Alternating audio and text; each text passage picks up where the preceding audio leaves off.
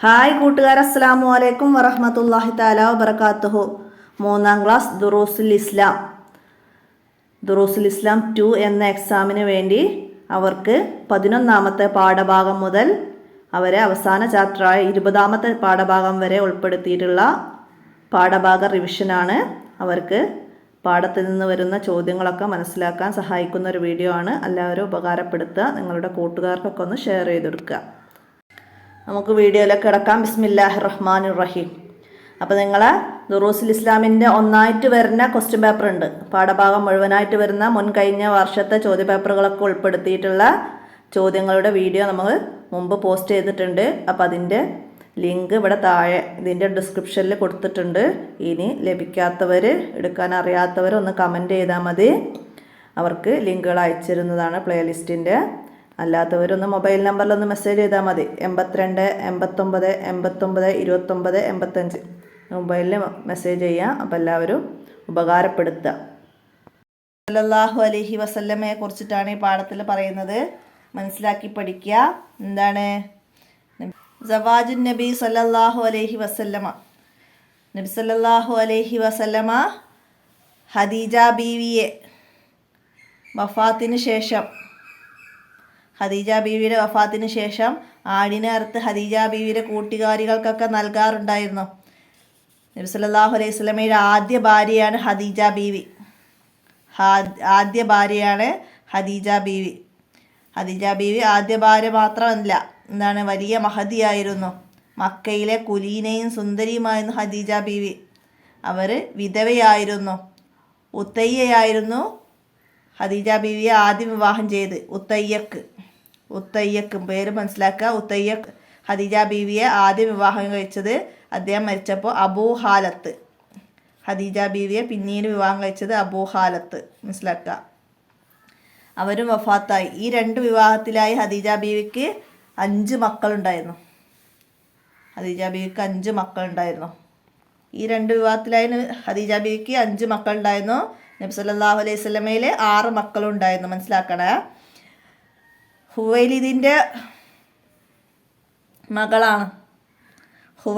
മകളാണ് ഖദീജ ബീവി.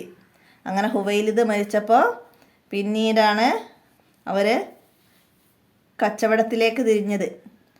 അങ്ങനെ മദീനയിലെ വലിയ കച്ചവടക്കാരിയായി തീർന്നു.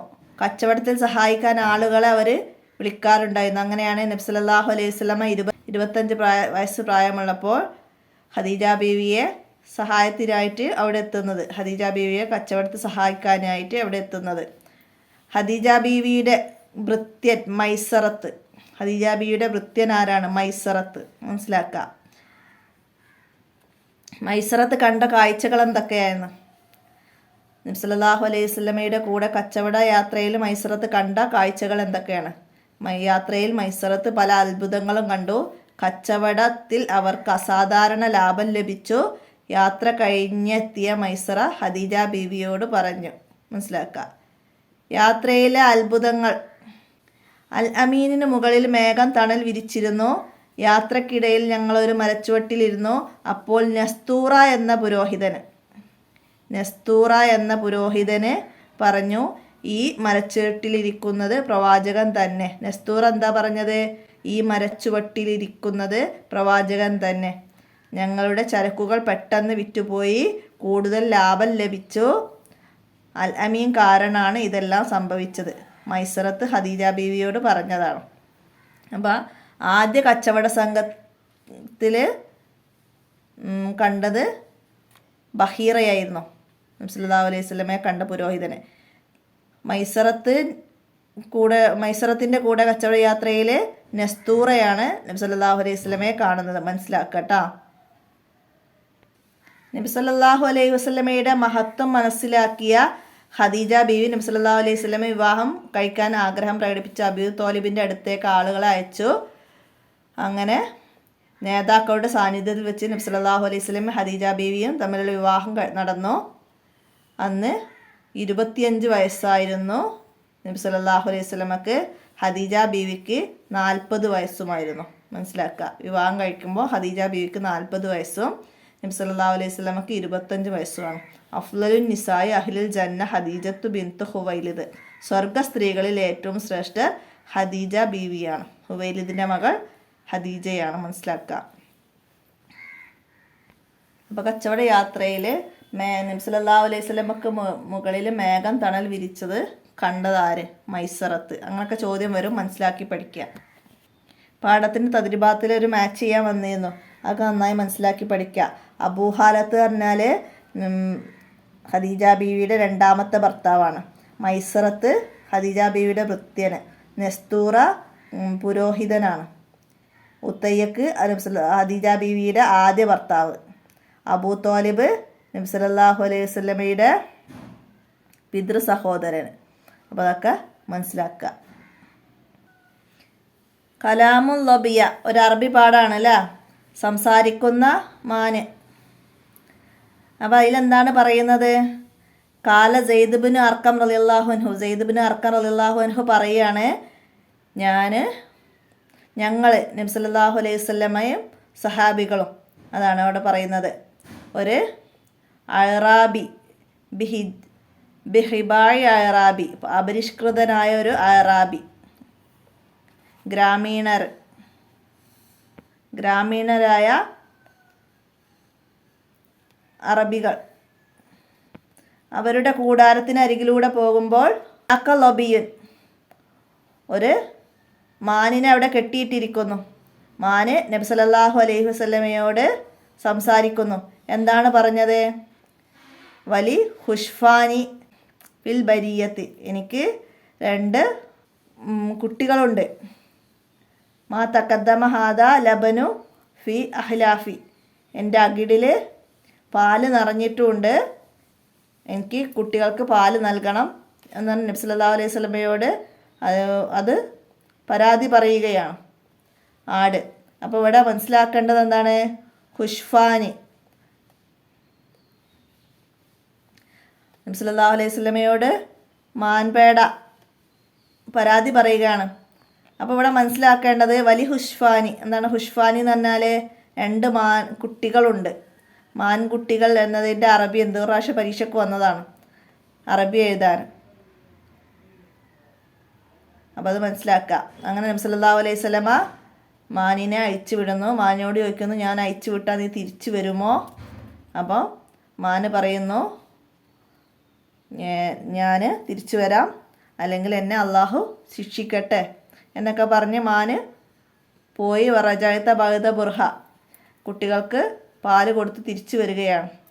അറാബിയോട് നബി സല്ലല്ലാഹു അലൈഹി വസല്ലമ അതബിയു ഹാദി ലി, ഈ മാനിനെ എനിക്ക് വിൽക്കുമോ എന്ന് ചോദിച്ചു. അപ്പോൾ അറാബി എന്താ പറഞ്ഞ? ഹിയ ലക്ക യാ റസൂലുല്ലാ, അത് നിങ്ങൾക്കുള്ളതാണ്. ഫാത്തിലക്കാഹ റസൂലുള്ളാഹി സ്വല്ലല്ലാഹു അലൈഹി വസല്ലമ, നബി സല്ലല്ലാഹു അലൈഹി വസല്ലമ മാനിനെ വിട്ടയക്കുന്നു. അപ്പോൾ ഇതിന്ന് മനസ്സിലാക്കുക. ആരാണ് പറയുന്നത്? കാല സെയ്ദ് ബിൻ അർക്കം റളിയല്ലാഹു അൻഹു ആണ്. നബി സല്ലല്ലാഹു അലൈഹി വസല്ലമയോട് പരാതി പറഞ്ഞത് ആരാണ്? ലബി, കലാമുൽ ലബി. മനസ്സിലാക്കുക. ഹുഷ്ഫാനി, കുട്ടികളുണ്ട് എന്ന് പറയുന്നത്. അപ്പോൾ അതൊക്കെ മനസ്സിലാക്കി പഠിക്കാം പാഠഭാഗത്തുനിന്ന്. ഇസ്തോദ വേട്ടയാടി, ബരിയ മരുഭൂമി. അപ്പോൾ അതൊക്കെ മനസ്സിലാക്കി വെക്കുക. അറബി അർത്ഥം എഴുതാൻ ഏതാണ് വരിക എന്ന് പറയാൻ പറ്റൂല. മരുഭൂമി എന്നതിൻ്റെ അറബി എഴുതാനൊക്കെ അങ്ങനെയാണ് വരിക. അപ്പോൾ അതൊക്കെ മനസ്സിലാക്കി പഠിക്കുക. ഹുഷ്ഫ് എന്ന് പറഞ്ഞാൽ മാൻകുട്ടി, ഹുഷ്ഫാനി എന്ന് പറഞ്ഞാൽ 2 മാൻകുട്ടികൾ. അതുപോലെ 2 പേന എന്നത് അറബിയിൽ എഴുതുക. എന്താണ്? കലമാനി. അടുത്ത 13ാമത്തെ പാഠം നാറുൻ ഹാമിയ. റബീഉബ്നു ഹുസൈം റളിയല്ലാഹു അൻഹും സുഹൃത്തുക്കളും നടക്കുകയായിരുന്നു. അങ്ങനെ ഒരു ഇരുമ്പ് പണിക്കാരൻ്റെ അരികിലെത്തി. അവിടെ ഇരുമ്പ് ദണ്ട് അടുപ്പിൽ വെച്ച് ശക്തിയായി കത്തിക്കുന്നുണ്ടായിരുന്നു. അത് കണ്ട് റബിയ ബിനു ഹുസൈം റളിയല്ലാഹു അൻഹുവിൻ്റെ ബോധം നഷ്ടപ്പെട്ടു. കാരണം എന്തായിരുന്നു? നരകത്തെക്കുറിച്ച് ഓർത്തത് കൊണ്ടാണ്. മനസ്സിലാക്കുക. നരകത്തെക്കുറിച്ച് ഓർത്തത് കൊണ്ട് ബോധം നഷ്ടപ്പെട്ടു. ആർക്കായിരുന്നു? റബിയ റളിയല്ലാഹു അൻഹുവിന്, റബീഉബ്നു ഹുസൈം റളിയല്ലാഹു അൻഹുവിന്. മനസ്സിലാക്കുക. നരകം ശിക്ഷയുടെ വീടാണ്. അത് തിന്മ ചെയ്യുന്നവർക്കുള്ളതാണ്. ശിക്ഷയുടെ വീടാണ് എന്ത്?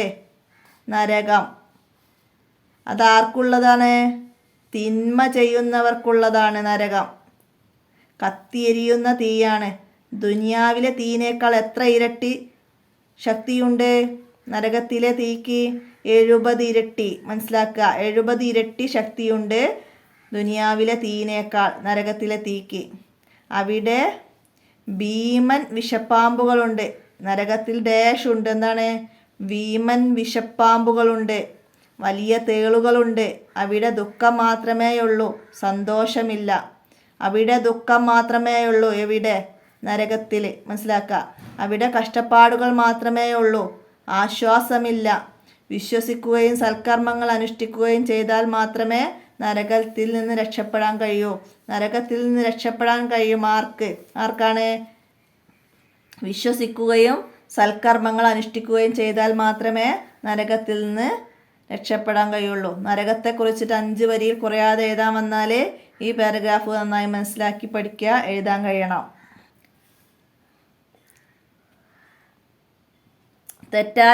തെറ്റായ കാര്യങ്ങൾ ഒഴിവാക്കുകയും വേണം നരകത്തിൽ നിന്ന് രക്ഷപ്പെടാൻ. വെയില്, സഖർ, ജഹന്നം, സഈർ തുടങ്ങി പല പേരുകളും നരകത്തിനുണ്ട്. വെയില്, സഖർ, ജഹന്നം, സഈർ. നരകത്തിൻ്റെ മറ്റ് 2 പേരുകൾ എഴുതുക എന്ന് പറയും. ചോദ്യം വരും. ഇല്ലെങ്കിൽ ടിക്ക് ദ കറക്റ്റ് ആൻസറിൽ വരും നരകത്തിൻ്റെ പേരാണ് എന്ന് പറഞ്ഞിട്ട്. അപ്പോൾ ഇതിൽ ഏതെങ്കിലും തോന്നും വേറെ ഏതെങ്കിലും പേരുകൾ തന്നാൽ നമുക്ക് ഇതിലത്തെ ഏതെങ്കിലും എന്താ വന്നത് നോക്കിയിട്ട് ടിക്ക് ചെയ്യണം. മനസ്സിലാക്കുക. വെയില്, സഖർ, ജഹന്നം, സഈർ നരകത്തിൻ്റെ പേരുകൾ. അല്ലാഹു തആല പറയുന്നുണ്ട്, അന്ത്യനാളുകളിൽ ചില ആളുകൾ നിന്ദ്യരാകും. അന്ത്യനാളിൽ നിന്ദ്യരാകും. അവർ ശിക്ഷ കാരണം വല്ലാതെ ക്ഷീണിക്കുകയും കഠിനമായ ചൂടുള്ള നരകത്തിൽ അവരെ പ്രവേശിപ്പിക്കും. ചുട്ടുതിളയ്ക്കുന്ന പാനജലം അവരെ കുടിപ്പിക്കും. അവർക്ക് ആഹാരമില്ല. അവർക്ക് വിഷച്ചെടിയുടെ മുള്ളാണ് അവർ ഭക്ഷണം. അവർക്ക് പുഷ്ടി നൽകില്ല, വിശപ്പകറ്റുകയില്ല. മനസ്സിലാക്കുക. വിഷച്ചെടിയുടെ മുള്ളാണ് നരകത്തിലെ ആഹാരം. നരകത്തിലെ ആഹാരം എന്താണ്? വിഷച്ചെടിയുടെ മുള്ള്. ചുട്ടുതിളക്കുന്ന പാനജലം കുടിക്കാൻ ചുട്ടുതിളക്കുന്ന പാനജലമാണ് നരകത്തിൽ നൽകുക. അവർക്ക് ആഹാരമില്ല. മനസ്സിലാക്കുക. നരകത്തിലെ ഭക്ഷണം വിശപ്പടക്കുകയില്ല. വിഷച്ചെടിയുടെ മുള്ളാണ് നരകത്തിലെ ഭക്ഷണം. അത് പുഷ്ടി നൽകുകയില്ല, വിശപ്പടക്കുകയില്ല. എന്ത്? വിഷച്ചെടിയുടെ മുള്ള്. മനസ്സിലാക്കി പഠിക്കട്ടാ. വിഷച്ചെടിയുടെ മുള്ളല്ലാതെ അവർക്ക് ആഹാരമില്ല. മനസ്സിലാക്കുക. അപ്പം നരകത്തെക്കുറിച്ചിട്ട് നന്നായി മനസ്സിലാക്കി വെക്കുക. 5 വരിയിൽ കുറയാതെ എഴുതാൻ കഴിയുന്ന രീതിയിൽ പഠിക്കുക. ഇത്രയാണ് ഈ പാഠത്തുനിന്ന് മനസ്സിലാക്കേണ്ടത്. തദ്രിബാത്തിൽ വന്ന ഫിൽ ഇൻ ദ ബ്ലാങ്ക്സ് ഒക്കെ എന്തായാലും നിർബന്ധമായിട്ട് എല്ലാവരും ഇതിൻ്റെ കൂടെ പറഞ്ഞ് പഠിക്കണം. വിട്ടഭാഗം പൂരിപ്പിക്കാൻ തന്നെ വരും ഇത് കേട്ടോ. മനസ്സിലാക്കി പഠിക്കുക. അടുത്ത 14ാമത്തെ പാഠം യർമൂക്ക് യുദ്ധഭൂമി. യർമൂക്ക് യുദ്ധഭൂമി. സഹാബികൾ അക്രമികളുമായി പോരടിക്കുകയാണ്. സഹാബികൾ പലരും മരണത്തെ മുഖാമുഖം കണ്ടു. അവർ ദാഹജലം ആവശ്യപ്പെട്ടു. ഹുദൈഫ റളിയല്ലാഹു അൻഹു വെള്ളപ്പാത്രവുമായി ഹാരിസ റളിയല്ലാഹു അൻഹുവിൻ്റെ അടുക്കലെത്തി. ഹുദൈഫ റളിയല്ലാഹു അൻഹു വെള്ളപ്പാത്രവുമായി ഹാരിസ റളിയല്ലാഹു അൻഹുവിൻ്റെ അടുത്തെത്തുന്നു. അപ്പോൾ ഹാരിസ റളിയല്ലാഹു അൻഹു ഇക്രിമ റളിയല്ലാഹു അൻഹു വെള്ളം ആവശ്യപ്പെടുന്നത് കാണുന്നു. ഹാരിസ ഇക്രിമക്ക് കൊടുക്കാൻ പറയുന്നു. ഇക്രിമയുടെ അടുത്തേക്ക് ഹുദൈഫ വെള്ളപാത്രവുമായി എത്തിയപ്പോൾ അയ്യാസ് റളിയല്ലാഹു അൻഹു വെള്ളം ആവശ്യപ്പെടുന്നു. ഇക്രിമ പറയുന്നു അയ്യാസിന് കൊടുക്കാൻ. ഹുദൈഫ വെള്ളവുമായി അയ്യാസിൻ്റെ അടുത്തെത്തിയപ്പോഴേക്കും അദ്ദേഹം ഷഹീദായിരുന്നു. തിരിച്ച് ഹാരിസ റളിയല്ലാഹു അൻഹുവിൻ്റെ അടുത്തെത്തിയപ്പോൾ ഹാരിസ റളിയല്ലാഹു അൻഹുവും വഫാത്തായിരുന്നു. തുടർന്ന് ഇക്രിമ റളിയല്ലാഹു അൻഹുവിൻ്റെ അടുത്തെത്തി. ഇക്രിമ റളിയല്ലാഹു അൻഹുവും ഭാഗത്തു നിന്ന് മനസ്സിലാക്കേണ്ടത് ഹാരിസ റളിയല്ലാഹു അൻഹു ആർക്ക് വെള്ളം നൽകാനാണ് ആവശ്യപ്പെട്ടത്? ആർക്കാണ്? ഹാരിസ റളിയല്ലാഹു അൻഹു ഇക്രിമ റളിയല്ലാഹു അൻഹുവിനാണ് വെള്ളം നൽകാൻ ആവശ്യപ്പെടുന്നത്. ഇക്രിമ ആർക്കാണ് വെള്ളം നൽകാൻ ആവശ്യപ്പെടുന്നത്? അയ്യാസ് റളിയല്ലാഹു അൻഹുവിന്. അപ്പോൾ അത് മനസ്സിലാക്കട്ടോ. സഹാബികൾ മരണവേളയിൽ പോലും തൻ്റെ സഹോദരന് മുൻഗണന നൽകി. ദാഹജലം കുടിക്കാതെ അവർ ഈ ലോകത്തോട് വിട പറഞ്ഞു. നോക്കൂ, സാഹോദര്യത്തിൻ്റെ ഉത്തമ മാതൃക. സാഹോദര്യത്തിൻ്റെ ഉത്തമ മാതൃകയാണ് മരണവേളയിൽ പോലും തൻ്റെ സഹോദരന് മുൻഗണന നൽകിയത്. മനസ്സിലാക്കുക. ഹുദൈഫ റളിയല്ലാഹു അൻഹു ഏത് യുദ്ധഭൂമിയിലാണ് വെള്ളപ്പാത്രവുമായി നടന്നത്? മനസ്സിലാക്കുക, യർമൂക്ക് യുദ്ധഭൂമിയിലാണ്. യർമൂക്ക്. സ്നേഹത്തിലും കാരുണ്യത്തിലും സഹായ സഹകരണത്തിലും സത്യവിശ്വാസികൾ ഒരു ശരീരം പോലെയാണ്. ഒരു ശരീരം പോലെയാണ് ആര്? സത്യവിശ്വാസികൾ. സ്നേഹത്തിലും കാരുണ്യത്തിലും സഹായ സഹകരണത്തിലും സത്യവിശ്വാസികൾ ഒരു ശരീരം പോലെയാണ്.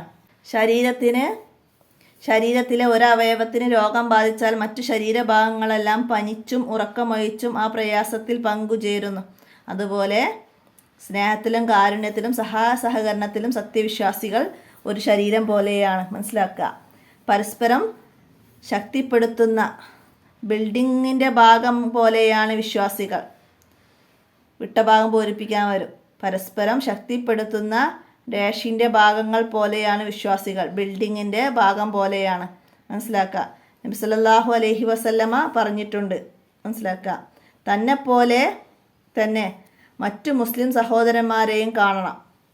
തന്നെപ്പോലെയും തന്നെ മറ്റു മുസ്ലിം സഹോദരന്മാരെയും കാണണം. നബി സല്ലല്ലാഹു അലൈഹി വസല്ലമ പറയുന്നു, ലാ യുഅ്മിനു അഹദുക്കും ഹത്താ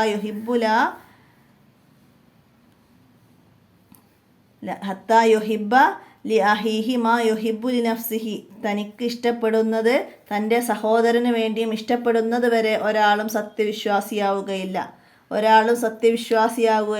ഏതുവരെ? തനിക്കിഷ്ടപ്പെട്ടത് തൻ്റെ സഹോദരനും ഇഷ്ടപ്പെടുന്നത് വരെ. മനസ്സിലാക്കുക. സ്വാർത്ഥത പാടില്ല. അത് സത്യവിശ്വാസിക്ക് ചേർന്നതല്ല. സത്യവിശ്വാസിക്ക് ചേരാത്ത സ്വഭാവം ഏതാണ്? സത്യവിശ്വാസിക്ക് ചേർന്നതല്ല. എന്ത്? സ്വാർത്ഥത. മനസ്സിലാക്കുക. സ്വന്തം ആവശ്യത്തേക്കാൾ മറ്റുള്ളവരുടെ ആവശ്യത്തിന് മുൻഗണന നൽകുന്നവർ അല്ലാഹു തആല പ്രശംസിച്ചിട്ടുണ്ട്. ആരെ? ചോദ്യം വരാറുണ്ട്. സ്വന്തം ആവശ്യത്തേക്കാൾ മറ്റുള്ളവരുടെ ആവശ്യത്തിന് മുൻഗണന നൽകുന്നവരെ അല്ലാഹു തആല പ്രശംസിച്ചിട്ടുണ്ട്. അൽ മുഅ്മിനു കൽ ബുന്യാൻ. സത്യവിശ്വാസികൾ ഒരു കെട്ടിടം പോലെയാണ്. സത്യവിശ്വാസികൾ എങ്ങനെയാണ്? സത്യവിശ്വാസികൾ ഒരു കെട്ടിടം പോലെയാണ്. മനസ്സിലാക്കുക. സത്യവിശ്വാസികൾ എന്നതിനെ കുറിച്ചിട്ട് 5 വരിയിൽ എഴുതാൻ വരും. അപ്പോൾ ഈ പാഠഭാഗത്തു നിന്ന് ഈ ഭാഗത്തൊക്കെ പറഞ്ഞ കാര്യങ്ങളൊക്കെ നന്നായി മനസ്സിലാക്കിയിട്ട് എഴുതുക. അടുത്ത നമുക്ക് 15ാമത്തെ പാഠം ബൈത്തുൽ അത്തീഖ്. കഅബയുടെ വളച്ചു കെട്ടിയ സ്ഥലം എന്താണത്? എന്താണ്? ഹിജ്റ ഇസ്മായിൽ എന്ന പേരിൽ അറിയപ്പെടുന്നു. കഅബയുടെ വളച്ചു കെട്ടിയ ഭാഗം ഹിജ്റ ഇസ്മായിൽ എന്നറിയപ്പെടുന്നു. എന്താണ് ഹിജ്റ ഇസ്മായിൽ? മനസ്സിലാക്കുക. ഇബ്രാഹിം നബി അലൈഹിസ്സലാം നിർമ്മിച്ച അതേ അടിത്തറയിൽ നിർമ്മാണം പൂർത്തിയാക്കാൻ ആവശ്യമായ വിശുദ്ധ പണം തികയാതിരുന്നതിനാൽ അല്പം ഭാഗം പുറത്താക്കി ഇപ്പോൾ കാണുന്ന രീതിയിൽ പണി തീർക്കുകയായിരുന്നു. വളച്ചു കെട്ടിയ ഭാഗമാണ് ഹിജ്റ ഇസ്മായിൽ എന്ന പേരിൽ അറിയപ്പെടുന്നത്.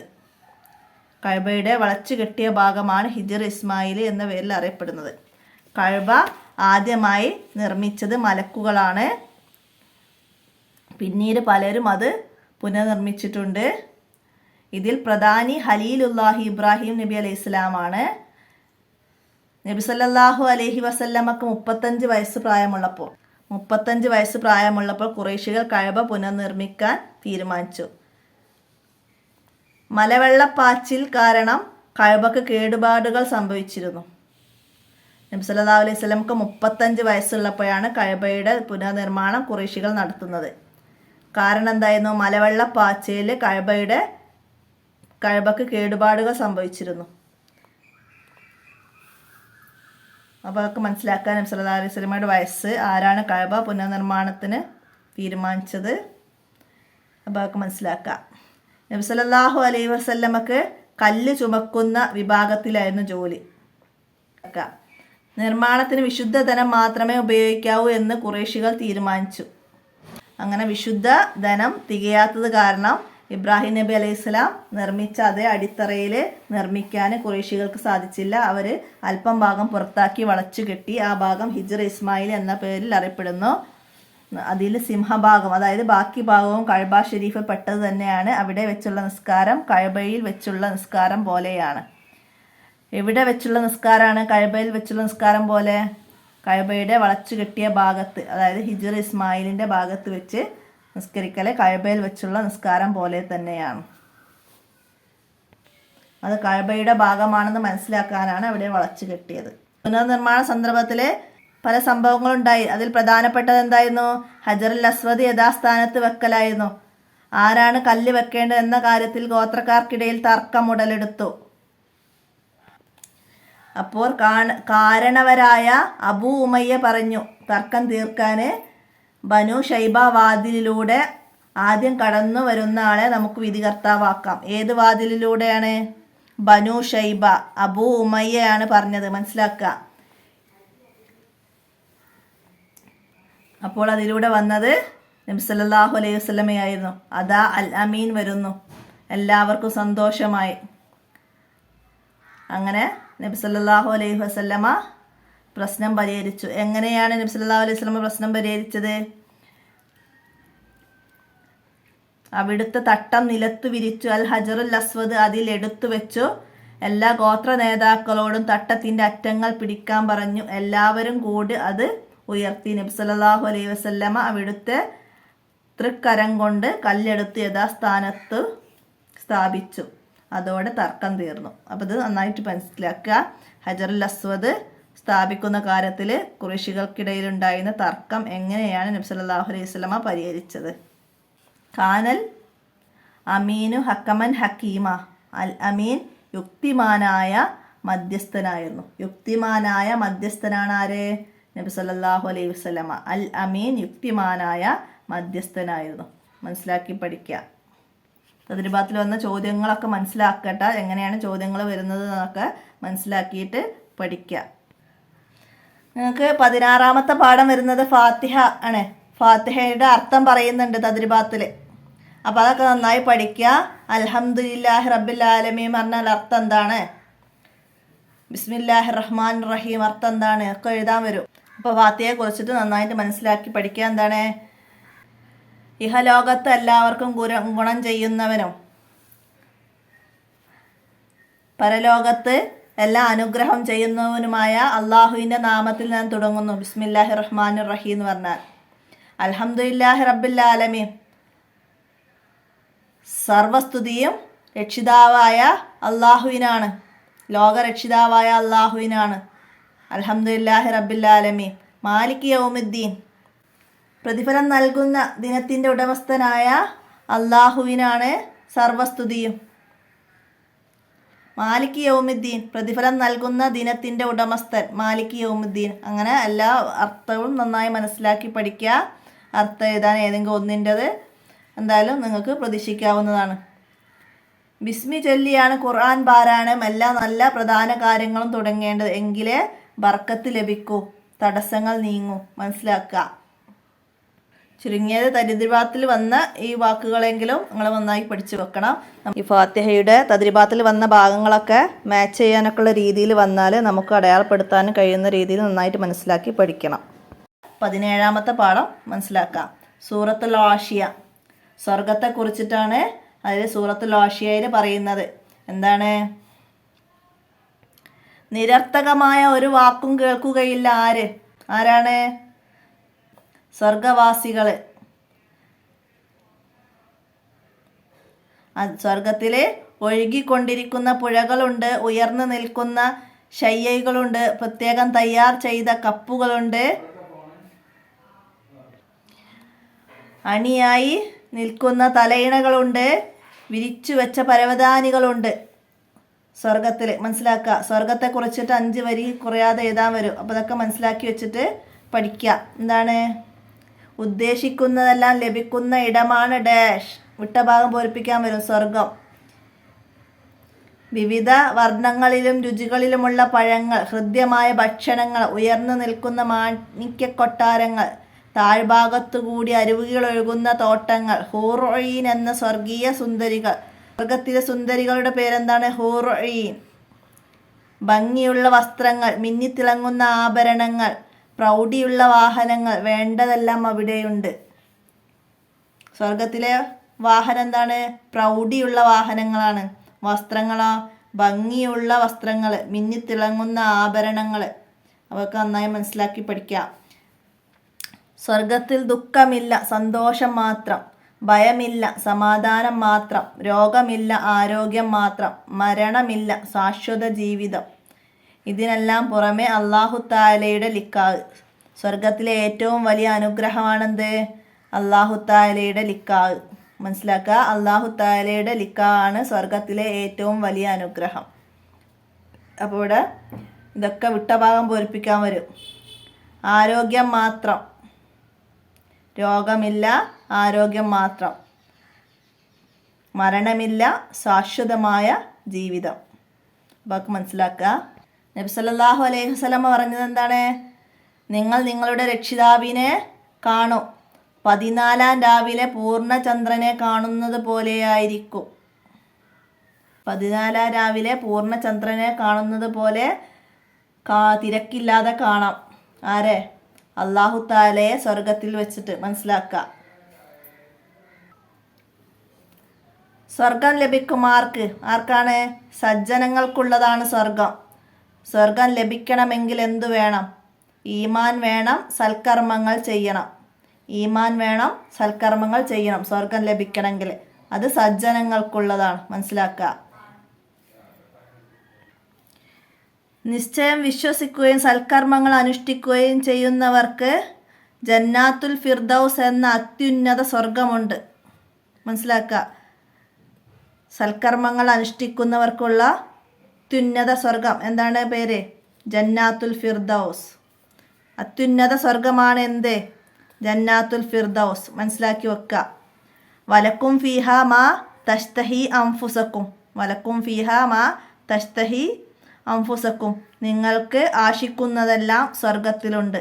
മനസ്സിലാക്കുക. തദ്രിബാത്തിൽ വന്ന ചോദ്യങ്ങളും സ്വർഗത്തെക്കുറിച്ച് 5 വരി കുറയാതെ എഴുതാൻ കഴിയുന്ന രീതിയിലുള്ള ഉത്തരങ്ങളൊക്കെ മനസ്സിലാക്കി പഠിക്കുക. നമുക്ക് അടുത്ത പാഠം നോക്കാം. അർശിന് ചുറ്റും പ്രകാശിക്കുന്ന മിമ്പറുകളുണ്ട്. അത് ആർക്കുള്ളതാണ്? അല്ലാഹു തആലയുടെ പ്രീതിക്ക് വേണ്ടി പരസ്പരം സ്നേഹിക്കുന്നവർക്ക്. അല്ലാഹു തആലയുടെ പ്രീതിക്ക് വേണ്ടി പരസ്പരം സ്നേഹിക്കുന്നവർക്കുള്ളതാണ് അർശിന് ചുറ്റും പ്രകാശിക്കുന്ന മിമ്പറുകൾ. ആരാണ് അതിലുള്ളത്? അല്ലാഹു തആലയുടെ പ്രീതിക്ക് വേണ്ടി പരസ്പരം സ്നേഹിക്കുന്നവരാണ്. അല്ലാഹു തആലയുടെ പ്രീതിക്ക് വേണ്ടി കൂടിയിരിക്കുന്നവരാണവർ. അല്ലാഹു തആലയുടെ പ്രീതിക്ക് വേണ്ടി പരസ്പരം സന്ദർശിക്കുന്നവരുമാണവർ. നന്മയിൽ പരസ്പരം സ്നേഹിക്കുകയും കൂട്ടുകൂടുകയും ചെയ്യുന്ന നല്ല സുഹൃത്തുക്കൾക്ക് ലഭിക്കുന്ന പ്രതിഫലമാണ് നബി സല്ലല്ലാഹു അലൈഹി വസല്ലമ ഇവിടെ പറഞ്ഞത്. നന്മയിൽ സ്നേഹിക്കുകയും പരസ്പരം കൂട്ടുകൂടുകയും ചെയ്യുന്ന കൂട്ടുകാർക്കുള്ളതാണ്. മനസ്സിലാകുക. ഈമാനും തഖ്വയും ഉള്ളവരായിരിക്കണം നമ്മുടെ കൂട്ടുകാർ. നമ്മുടെ കൂട്ടുകാർ എങ്ങനെയുള്ളവരായിരിക്കണം? ഈമാനും തഖ്വയും ഉള്ളവരായിരിക്കണം നമ്മുടെ കൂട്ടുകാർ. നമ്മുടെ കൂട്ടുകെട്ട് നല്ലതായിരിക്കണം. ചീത്ത ആളുകളുമായി കൂട്ടുകൂടരുത്. കൂട്ടിന് തിരഞ്ഞെടുക്കുന്ന സ്നേഹിതൻ ബുദ്ധിമാനും സൽസ്വഭാവിയും സദാചാരിയും സുന്നിയും ദുനിയാവിൽ അത്യാഗ്രഹമില്ലാത്തവനുമായിരിക്കണം. കൂട്ടിന് തിരഞ്ഞെടുക്കുന്ന കൂട്ടുകാരൻ എങ്ങനെയുള്ളവനായിരിക്കണം? ബുദ്ധിമാനും സൽസ്വഭാവിയും സദാചാരിയും സുന്നിയും ദുനിയാവിൽ അത്യാഗ്രഹമില്ലാത്തവനുമായിരിക്കണം. മനസ്സിലാക്കുക. ഇത് ഇമാം അസ്സാലി റഹിമല്ലാഹു പറഞ്ഞതാണ്. ഇമാം അസ്സാലി റഹിമല്ലാഹു പറഞ്ഞതാണ് കൂട്ടുകാരെ ഇങ്ങനെ ആയിരിക്കണമെന്ന്. കൂട്ടുകാരെ തിരഞ്ഞെടുക്കുമ്പോൾ സുന്നിയും സൽസ്വഭാവിയുമാവണമെന്ന് ആരാണ് പറഞ്ഞത്? ചോദ്യം വരാം. ഇമാം അസ്സാലി റഹിമല്ലാഹു ആണ് ഇത് പറഞ്ഞത്.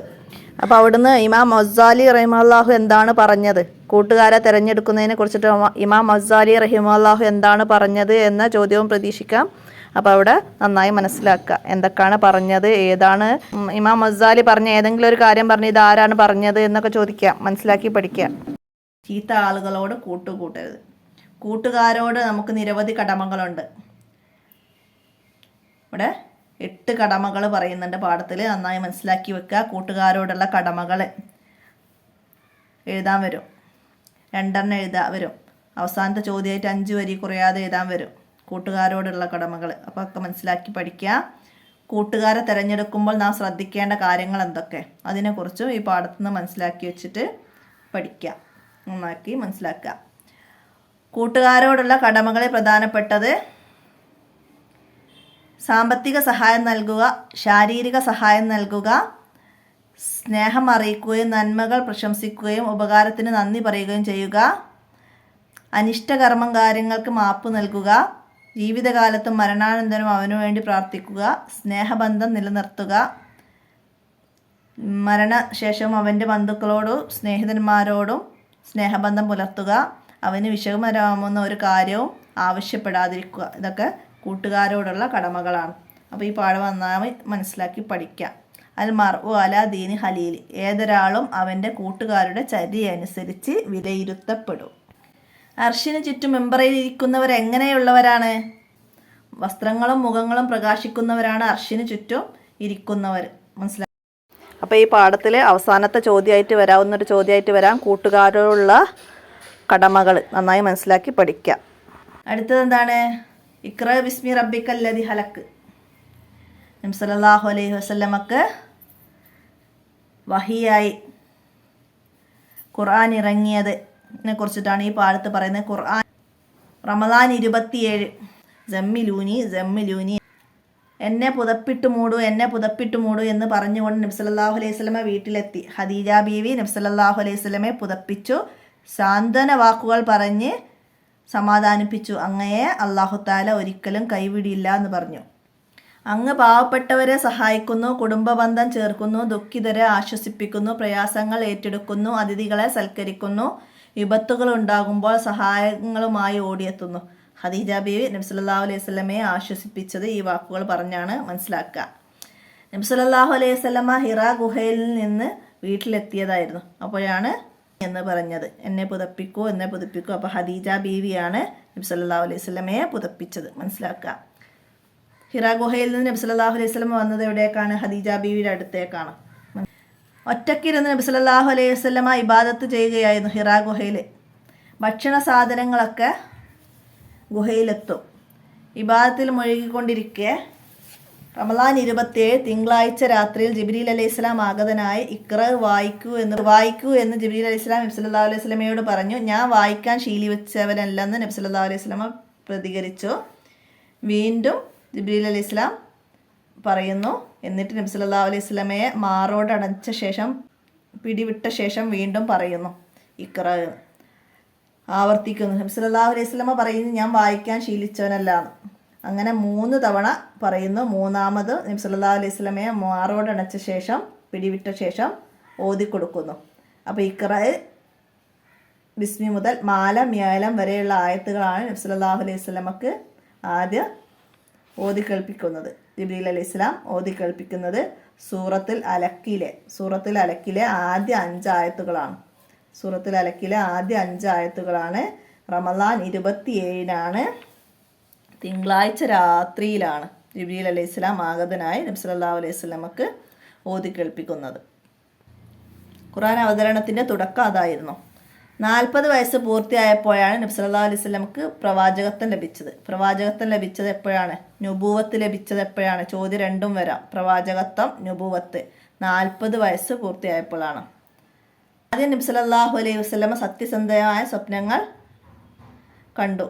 മരങ്ങളും കല്ലുകളും നബി സല്ലല്ലാഹു അലൈഹി വസല്ലമയോട് സലാം പറഞ്ഞു. എന്തെല്ലാമാണ് നബി സല്ലല്ലാഹു അലൈഹി വസല്ലമയോട് സലാം പറഞ്ഞത്? മരങ്ങളും കല്ലുകളും. മനസ്സിലാക്കുക. അതിനുശേഷമാണ് ഹിറാ ഗുഹയിൽ ചെന്ന് ഇബാദത്ത് തുടങ്ങിയത്. ഖദീജ ബീവി നബി സല്ലല്ലാഹു അലൈഹി വസല്ലമയെ പിതൃവ്യപുത്രനായ വറഖത്ത് ബിൻ നൗഫലിൻ്റെ അടുത്ത് കൊണ്ടുപോയി. ഖദീജ ബീവിയുടെ പിതൃവ്യപുത്രനാര്? ചോദ്യം വരാം അവിടെ. ആരാണ്? വറഖത്ത് ബിൻ നൗഫൽ. വേദം പഠിച്ച ആളായിരുന്നു വറഖത്ത് ബിൻ നൗഫൽ. നബി സല്ലല്ലാഹു അലൈഹി വസല്ലമയെ ഖദീജ ബീവി കൊണ്ടുപോയത് ആരുടെ അടുത്ത്? അങ്ങനൊക്കെ മനസ്സിലാക്കുക. വറഖത്ത് ബിൻ നൗഫൽ. മനസ്സിലാക്കുക കേട്ടോ. നബി സല്ലല്ലാഹു അലൈഹി വസല്ലമയിൽ നിന്ന് വിവരങ്ങൾ അണിഞ്ഞ വറക്ക പറഞ്ഞു, ഭയപ്പെടേണ്ടതില്ല, മൂസാ നബി അലൈഹി സ്വലാമിൻ്റെ അടുത്ത് വന്ന മലക്കാണിത്. ലാ തുഹ്സിക്കല്ലാഹു അബദൻ, അല്ലാഹു തആല ഒരിക്കലും അങ്ങയെ കൈവിടില്ല. ആരാ പറഞ്ഞത്? ഖദീജ ബീവി നബി സല്ലല്ലാഹു അലൈഹി വസല്ലമയോട് പറഞ്ഞതാണ്. മനസ്സിലാക്കുക. ഖദീജ ബീവിയുടെ സാന്ത്വന വാക്ക് ഏതെന്ന് ചോദിച്ചിട്ട് ഓപ്ഷനിൽ വരും. ലാ യുഹ്സിക്കല്ലാഹു അബ്ദ. മാച്ച് ചെയ്യാൻ വരും. നബി സല്ലല്ലാഹു അലൈഹി വസല്ലമയുടെ പേരിലേക്കോ ഖദീജ ബീവിയുടെ പേരിലേക്കോ. മനസ്സിലാക്കുക കേട്ടോ. ഖുർആനിൻ്റെ അവതരണം എന്നതിനെ കുറിച്ചിട്ട് 5 വരി കുറയാതെ എഴുതാൻ വരും. അപ്പോൾ ഈ പടത്തിൽ വന്ന നബി സല്ലല്ലാഹു അലൈഹി വസല്ലമ ഹിറാ ഗുഹയിൽ ഒറ്റയ്ക്കിരിക്കുമ്പോൾ റമദാൻ 27 തിങ്കളാഴ്ച രാത്രിയിൽ ജിബ്രീൽ അലൈഹിസ്സലാം ആഗതനായി നബി സല്ലല്ലാഹു അലൈഹി വസല്ലമയോട് ഇഖ്റ വായിക്കൂ എന്ന് പറഞ്ഞു. നബി സല്ലല്ലാഹു അലൈഹി വസല്ലമ ഞാൻ വായിക്കാൻ ശീലിച്ചവനല്ലെന്ന് പറഞ്ഞു. അപ്പോൾ ആ ഭാഗം നന്നായി പഠിച്ച് എഴുതാം. അങ്ങനെ അവിടെ നിന്ന് നബി സല്ലല്ലാഹു അലൈഹി വസല്ലമ വീട്ടിലേക്ക് ജമ്മിലൂനി എന്നെ പുതപ്പിക്കൂ എന്ന് പറയുന്നു.